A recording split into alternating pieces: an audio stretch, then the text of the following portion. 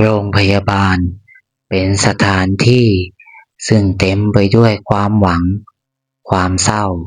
และเรื่องราวชีวิตนับไม่ถ้วนท่ามกลางความวุ่นวายของการรักษาผู้ป่วย มีลิฟต์ตัวหนึ่งที่ตั้งอยู่บริเวณตึกเก่าฝั่งตะวันตก เป็นลิฟต์โดยสารธรรมดาที่ดูทรุดโทรมมากกว่าลิฟต์ตัวอื่น แต่กลับมีความเชื่อแปลกประหลาดซ่อนอยู่ เรื่องเล่าเกี่ยวกับลิฟต์เที่ยงคืนเริ่มต้นขึ้นเมื่อหลายปีก่อน ไม่มีใครทราบที่มาอย่างชัดเจน เพียงแต่ผู้คนในโรงพยาบาลเริ่มสังเกตเห็นความผิดปกติ ผู้ป่วยบางรายที่อาการยังทรงตัวอยู่ หรือดูเหมือนจะดีขึ้นกลับเสียชีวิตลงอย่างกระทันหัน หลังจากที่พวกเขาถูกพบว่าได้ใช้ลิฟต์ตัวนั้นเพียงลำพัง โดยเฉพาะในช่วงเวลากลางคืน พยาบาลพิมพ์ทำงานที่โรงพยาบาลแห่งนี้เกือบ20 ปีแล้ว เธอได้ยินเรื่องเล่าเหล่านี้มาตั้งแต่สมัยเป็นพยาบาลใหม่ๆ ตอนแรกเธอคิดว่าเป็นเพียงเรื่องบังเอิญ หรืออาจเกิดจากภาวะแทรกซ้อนที่ไม่คาดคิด แต่เมื่อเหตุการณ์ลักษณะเดียวกันได้เกิดขึ้นซ้ำแล้วซ้ำเล่า ความสงสัยในใจก็เริ่มก่อตัวขึ้น เมื่อคืนวานคุณตาที่ห้อง302อาการดีขึ้นมากแล้วนะหมอวิทย์แกคุยเล่นกับลูกหลานได้ปกติเลยแต่เช้านี้พวกเราพบแกในลิฟต์ตัวนั้นแกเสียไปแล้วพยาบาลพิมพ์เล่าด้วยน้ำเสียงสั่นเครือให้กับหมอวิทย์ฟังขณะเดินตรวจเยี่ยมผู้ป่วยหมอวิทย์นายแพทย์หนุ่มผู้ยึดมั่นในหลักการทางวิทยาศาสตร์ขมวดคิ้วด้วยความสงสัยเป็นไปได้อย่างไรครับพยาบาลพิมพ์อาจจะมีภาวะหัวใจล้มเหลวเฉียบพลันหรือเปล่าไม่ใช่แค่รายเดียวหรอกค่ะหมอก่อนหน้านี้ก็มีคุณป้าที่ห้อง415ที่อาการปอดติดเชื้อดีขึ้นมากแล้วก็คุณลุงที่ผ่าตัดไส้ติ่ง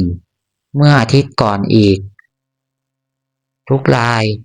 ล้วนแต่พบในลิฟต์ตัวนั้นทั้งสิ้นพยาบาลพิมพ์ยืนยันหนักแน่นข่าวลือเกี่ยวกับลิฟต์ส่งวิญญาณเริ่มแพร่กระจายในหมู่เจ้าหน้าที่และญาติผู้ป่วยบางคนเล่าว่าเคยเห็นเงาลางๆหรือรู้สึกถึงความเย็นเยือก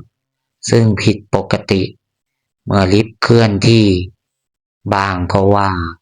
ได้ยินเสียงกระซิบแว่วๆในห้องลิฟต์ที่ว่างเปล่าไร้ผู้คนลุงยามผู้ประจำการอยู่ที่บริเวณใกล้เคียงลิฟต์ตัวนั้นมานานเป็นอีกคนที่เชื่อเรื่องนี้อย่างสนิทใจมากผมเห็นกับตาตัวเองมาแล้วกลางดึกคืนหนึ่งผมเห็นประตูลิฟต์เปิดเองทั้งที่ไม่มีใครกดเรียกพอเข้าไปดูข้างในก็ไม่เจอใครเลยแต่รู้สึกเหมือนกับว่ายังมีคนยืนอยู่ในห้องช่างเย็นว่าบไปทั้งตัวความเชื่อเรื่องลิฟต์ส่งวิญญาณทวีความรุนแรงขึ้นเรื่อยๆเมื่อคุณป้าสายใจสูญเสียสามีไปอย่างกระทันหันสามีของคุณป้าสายใจป่วยด้วยโรคมะเร็งระยะสุดท้ายแต่ในช่วง2-3 วันก่อนเสียชีวิตอาการดูเหมือนจะคงที่วันสุดท้ายพยาบาลพบว่าเขาออกจากห้องพักไปโดยไม่มีใครเห็นและพบร่างไร้วิญญาณของเขาในลิฟต์ตัวเดิมตัวนั้นเขาบอกว่าอยากลงไปสูดอากาศข้างล่าง เราก็เลยไม่ได้คิดอะไรคุณป้าสายใจร่ำไห้เล่าให้หมอวิทย์ฟังด้วยความเสียใจทำไมต้องเป็นลิฟต์ตัวนั้นเหตุการณ์นี้สร้างความสะเทือนใจให้กับหลายๆคนและยิ่งตอกย้ำความเชื่อเกี่ยวกับลิฟต์ที่นำพาความมรณะมาสู่ผู้คนหมอวิทย์เริ่มรู้สึกถึงแรงกดดันเขาพยายามหาคำอธิบายทางวิทยาศาสตร์แต่ทุกอย่างก็ดูเหมือนจะไร้ร่องรอยไม่มีการบ่งชี้ถึงสาเหตุของการเสียชีวิตที่ชัดเจนนอกเหนือจากโรคประจำตัวของผู้ป่วยเองด้วยความสงสัยและต้องการพิสูจน์ความจริงหมอวิทย์ตัดสินใจที่จะสืบสวนเรื่องนี้อย่างจริงจังเขาเริ่มจากการตรวจสอบประวัติผู้ป่วยที่เสียชีวิตหลังจากใช้ลิฟต์ตัวนั้นอย่างละเอียดอีกครั้งเขาสังเกตว่าผู้ป่วยเหล่านั้นส่วนใหญ่มีอาการป่วยหนักหรืออยู่ในช่วงสุดท้ายของชีวิตคืนหนึ่งหมอวิทย์ได้ตัดสินใจที่จะเฝ้าสังเกตเหตุการณ์ที่หน้าลิฟต์ตัวนั้นด้วยตนเองเขานั่งซุ่มอยู่ในห้องพักใกล้เคียงตั้งแต่หัวค่ำจนถึงเที่ยงคืนบรรยากาศในโรงพยาบาลเงียบสงัดมีเพียงเสียงเครื่องมือทางการแพทย์และเสียงฝีเท้าของเจ้าหน้าที่ที่เดินผ่านไปมาเป็นครั้งคราวเมื่อเข็มนาฬิกาได้ชี้เวลาไปยังเที่ยงคืนกลับไม่มีอะไรเกิดขึ้นหมอวิทย์เริ่มรู้สึกว่าตัวเองคิดมากไปเองหรืออาจเป็นเพียงเรื่องบังเอิญอย่างที่เขาเชื่อแต่แล้วไฟในลิฟต์ก็กระพริบทีๆอย่างไม่มีสาเหตุประตูลิฟต์ถูกเปิดออกช้าๆทั้งที่ไม่มีใครกดเรียกภายในลิฟต์มืดสนิทแต่หมอวิทย์รู้สึกถึงความเย็นเยือกที่แผ่ออกมาจากด้านในลิฟต์ความกลัวความกดดันทางด้านจิตใจของเขาแต่ด้วยความอยากรู้อยากลองอยากเห็นที่มากกว่าเขาจึงตัดสินใจเดินเข้าไปในลิฟต์นั้น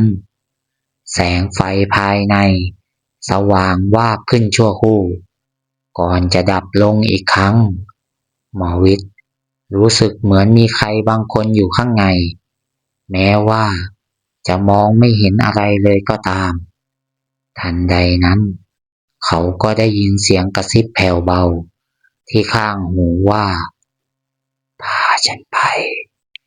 เสียงนั้นเศร้าสร้อยและเต็มไปด้วยความทรมานหมอวิทย์ขนลุกสู้เขาพยายามมองหาที่มาของเสียงแต่ก็ไม่พบเจออะไรประตูลิฟต์ปิดลงเองอย่างช้าๆและลิฟต์ก็เริ่มเคลื่อนที่ลงอย่างค่อยๆเคลื่อนขึ้นไปยังชั้นบนสุดหมอวิทย์รู้สึกเหมือนถูกตึงอยู่กับที่เขาไม่สามารถขยับเขยื้อนร่างกายได้ความเย็นเยือกเพิ่มมากขึ้นเรื่อยๆจนเขารู้สึกชาไปทั้งตัวเมื่อลิฟต์ได้ไปถึงชั้นบนสุดประตูก็ถูกเปิดออกอีกครั้งหมอวิทย์ได้มองออกไปด้านนอกแต่สิ่งที่เขาเห็นกลับไม่ใช่ทางเดินของโรงพยาบาลมันเป็นอุโมงค์ที่มืดมิดและยาวเหยียดปลายทางเต็มไปด้วยแสงสลัวๆที่ดูเหมือนจะเชื้อเชิญให้ก้าวเดินออกไปในขณะนั้นนั่นเองหมอวิทย์ก็ได้ยินเสียงเรียกชื่อของเขาแว่วมาแต่ไกลหมอวิทย์หมอวิทย์เป็นเสียงของพยาบาลพิมพ์ที่กำลังเรียกเขาอยู่ด้วยความตกใจสติของหมอวิทย์เริ่มกลับคืนมาอีกครั้งภาพอุโมงค์มืดมิดค่อยๆเลือนหายไปเมื่อเขากระพริบตาอีกครั้ง เขาก็พบว่าตัวเองยังอยู่ในลิฟต์ที่จอดสนิทอยู่ที่ชั้นเดิมประตูลิฟต์ถูกเปิดออกและพยาบาลพิมพ์กับลุงยามก็ยืนอยู่ด้านนอกด้วยสีหน้าตกใจ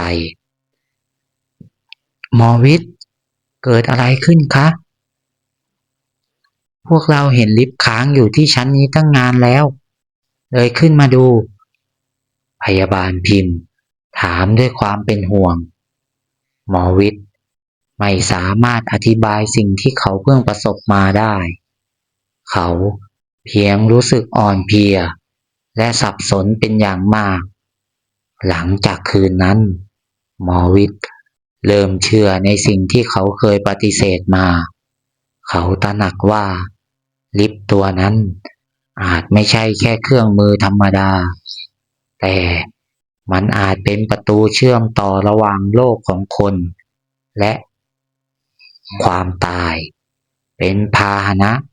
ที่นำพาดวงวิญญาณของผู้ที่กำลังจะจากไปนำพาไปสู่ภพภูมิอื่นหมอวิทย์ตัดสินใจที่จะศึกษาเรื่องราวความเชื่อที่เกี่ยวกับยมโลก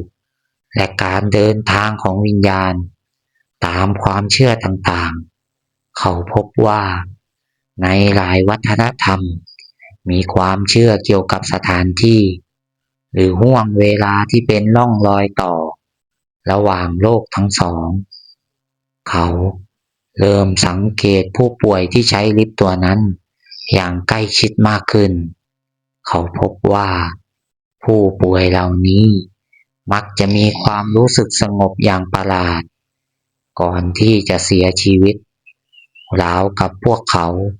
ได้รับรู้ถึงการมาเยือนของบางสิ่งบางอย่างหมอวิทย์ปรึกษาเรื่องนี้กับพยาบาลพิมพ์และลุงยามพวกเขาทั้งสามตัดสินใจที่จะร่วมกันหาทางช่วยเหลือผู้ป่วยและรวมถึงดวงวิญญาณเหล่านั้นพวกเขาได้เริ่มทำบุญอุทิศส่วนกุศลให้กับผู้เสียชีวิตในโรงพยาบาลจัดพิธีทางศาสนาเพื่อเป็นการปลอบประโลมดวงวิญญาณและขอให้สิ่งศักดิ์สิทธิ์ช่วยคุ้มครองผู้ป่วยที่ยังมีชีวิตอยู่นอกจากนี้หมอวิทย์ยังเสนอให้มีการปิดปรับปรุงลิฟต์ตัวนั้นโดยให้เหตุผลว่ามันเก่าและอาจเป็นอันตรายได้แต่ในใจของเขาได้หวังว่าการเปลี่ยนแปลงทางกายภาพอาจส่งผลกระทบต่อปรากฏการณ์เหนือธรรมชาตินี้ได้ในช่วงที่ลิฟต์ถูกปิดปรับปรุงไม่มีรายงานการเสียชีวิตของผู้ป่วยในลักษณะที่แปลกประหลาดซึ่งเกิดขึ้นเหมือนเดิมอีกเลยความหวาดกลัวในหมู่เจ้าหน้าที่และญาติผู้ป่วยเริ่มลดลงเมื่อการปรับปรุงลิฟต์เสร็จสิ้นและลิฟต์กลับมาใช้งานได้อีกครั้งทุกคนต่างก็เฝ้าระวังอย่างใจจดใจจ่อหมอวิทย์พยาบาลพิมพ์และลุงยามผลัดเปลี่ยนกันสังเกตการณ์จนกระทั่งคืนหนึ่งมีผู้ป่วยสูงอายุรายหนึ่งอาการทรุดหนักและต้องการลงไปทำธุระที่ชั้นล่างพยาบาลเวรไม่ได้คิดอะไรมากจึงอนุญาตให้ญาติเข็นรถเข็นพาผู้ป่วยไปที่ลิฟต์ตัวนั้นหลังจากนั้นไม่นานสัญญาณชีพจรของผู้ป่วยรายนั้นก็อ่อนลงอย่างรวดเร็วและเขาก็เสียชีวิตในเวลาต่อมาความหวาดกลัวกลับมาอีกครั้งแต่ครั้งนี้หมอวิทย์รู้สึกแตกต่างออกไปเขาไม่ได้รู้สึกกลัวเพียงอย่างเดียวแต่เขารู้สึกถึงความเศร้าและความเห็นใจ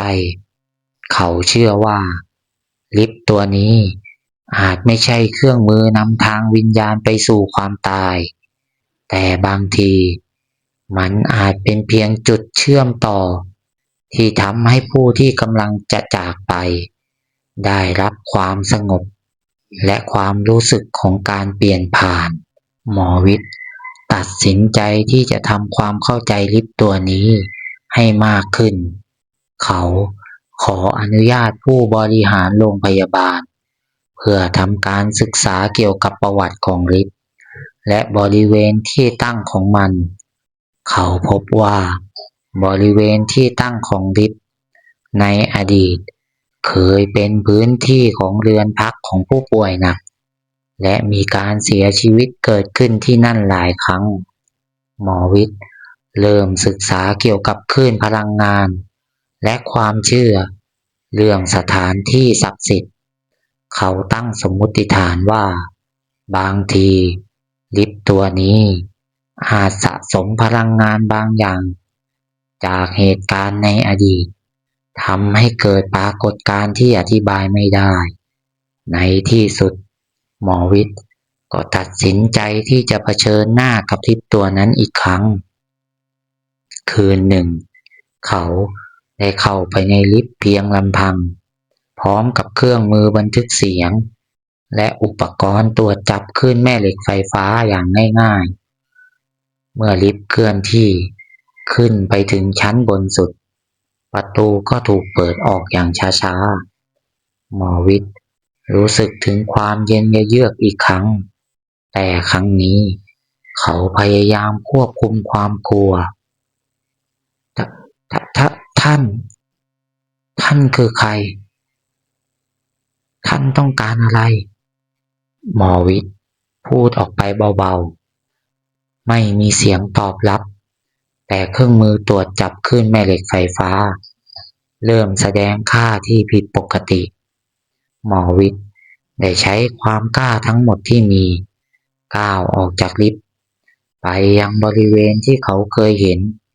ซึ่งเป็นอุโมงค์มืดมิดแต่ในความเป็นจริงมันเป็นเพียงผนังทึบของชั้นบนสุดเขาสังเกตเห็นภาพวาดเล็กๆบนผนังเป็นรูปดอกไม้ที่ดูเหี่ยวเฉาหมอวิทย์สัมผัสภาพวาดนั้นด้วยความรู้สึกประหลาดทันใดนั้นเองเขาก็ได้ยินเสียงกระซิบแผ่วเบาอีกครั้งแต่ครั้งนี้เสียงนั้นไม่ได้เศร้าสร้อยเหมือนก่อนกลับกลายเป็นเสียงที่สงบและแสดงถึงการขอบคุณหมอวิทย์รู้สึกเหมือนมีภาระบางอย่างถูกปลดปล่อยออกไปจากจิตใจของเขาหลังจากคืนนั้นปรากฏการณ์แปลกประหลาดที่เกี่ยวกับลิฟต์ตัวนั้นก็ค่อยๆจางหายไปไม่มีรายงานผู้ป่วยซึ่งเสียชีวิตหลังจากใช้ลิฟต์ในลักษณะเดิมอีกลิฟต์เที่ยงคืนยังคงอยู่ที่นั่นเป็นลิฟต์ธรรมดาที่ใช้งานได้ตามปกติแต่สำหรับหมอวิทย์พยาบาลพิมพ์และลุงยามมันไม่ใช่แค่เครื่องมืออำนวยความสะดวกอีกต่อไปมันคืออนุสรณ์แห่งความเชื่อความหวังและการเดินทางอันลึกลับของดวงวิญญาณหมอวิทย์ไม่ได้เข้าใจทุกอย่างอย่างท่องแท้แต่เขาได้เรียนรู้ว่าในโลกนี้ยังมีสิ่งที่ไม่สามารถอธิบายได้ด้วยวิทยาศาสตร์เพียงอย่างเดียวและบางครั้งความเชื่อและความหวังก็เป็นสิ่งสำคัญไม่แพ้กันกับการรักษาในทางการแพทย์เรื่องราวของลิฟต์เที่ยงคืนกลายเป็นตำนานเล่าขานในโรงพยาบาลสืบไปเตือนใจให้ผู้คนระลึกถึงความไม่แน่นอนของชีวิตและการเดินทางอันแสนยาวไกลหลังความตายลิฟต์ที่ครั้งหนึ่งเคยถูกเรียกว่าลิฟต์ส่งวิญญาณบัดนี้ได้กลายเป็นสัญลักษณ์แห่งความสงบและการเปลี่ยนผ่านรอคอยการมาเยือนของผู้โดยสารคนต่อไปสู่ภพภูมิที่มิอาจหยั่งรู้ได้